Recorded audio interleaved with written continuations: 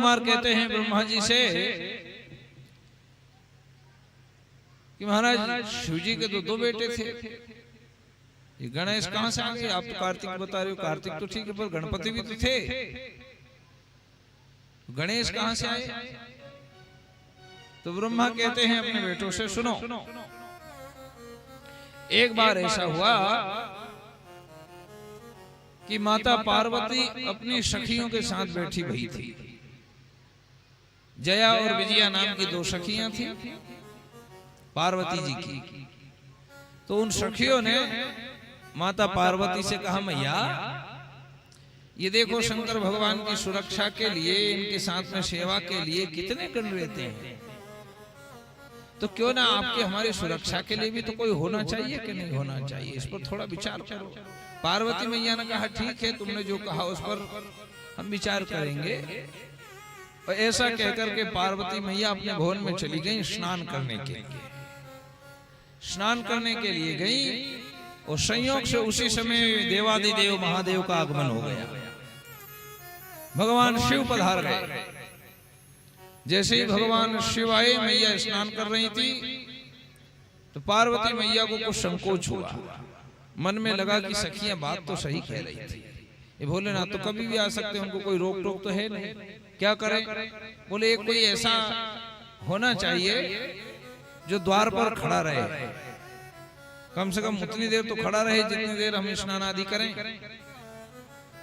तो मैया पार्वती ने अपने शरीर से मेल निकाल करके, शरीर का मेल निकाला और उसी का ही एक पुतला तैयार कर दिया, उसी में प्राण फूंक दिए और प्राण फूके सो वही गजानन बन गए। हाथ में एक छड़ी दे दी माता पार्वती ने, पुत्र क्या आज्ञा है मां? देखो मैं यहां स्नान करती हूं और भगवान शिव चले आते हैं, थोड़ा संकोच लगता है, एक काम करो तुम द्वार पर खड़े रहना, कोई अंदर ना आने पाए।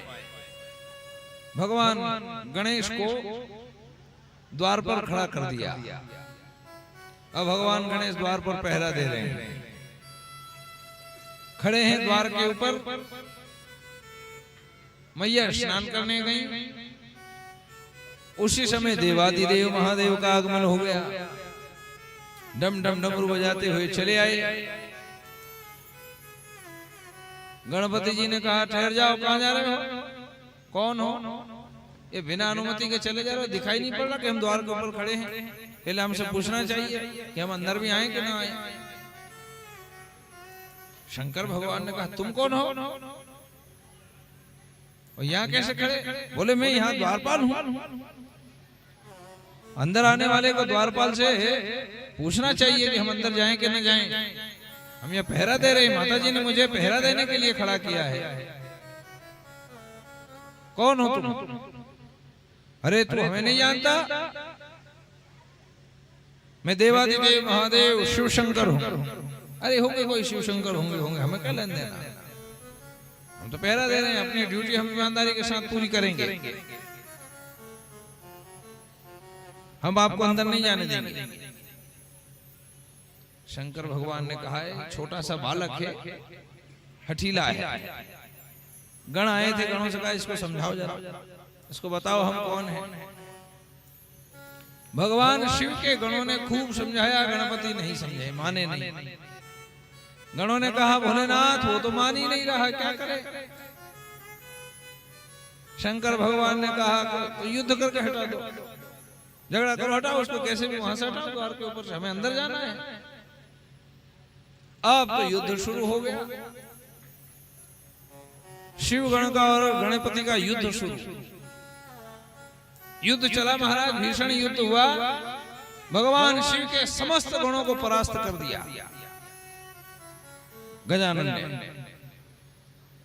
जब कोई बात न बनी, भगवान शिव को कोई रास्ता न मिला, तो शंकर स्वयं हाथ में त्रिशूल लेकर के खड़े हो गए गजानन के सामने। सावधान बालक, बात से समझा रहे हैं, समझ नहीं रहे हो,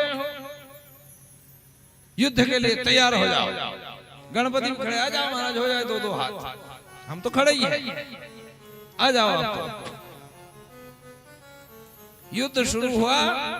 भगवान शंकर ने देखा किसी भी तरह से बात नहीं बन रही, युद्ध करते हुए भी त्रिशूल उठाया और एक ही बार में जो चलाया तो गजानन का सिर धड़ से अलग कर दिया। अब तो महाराज जैसे ही भगवती पराम्बा जगदम्बा को पता चला कि देवाधिदेव महादेव ने मेरे पुत्र की हत्या कर दी, सिर काट दिया, विकराल काली का रूप धारण करके योगिनियों को प्रकट किया और कह दिया जाओ त्रैलोकी को नाश कर दो। अब तो योगिनियां चलती, भगवती स्वयं क्रोधित होकर के बढ़ गई आगे चंडिका के रूप में।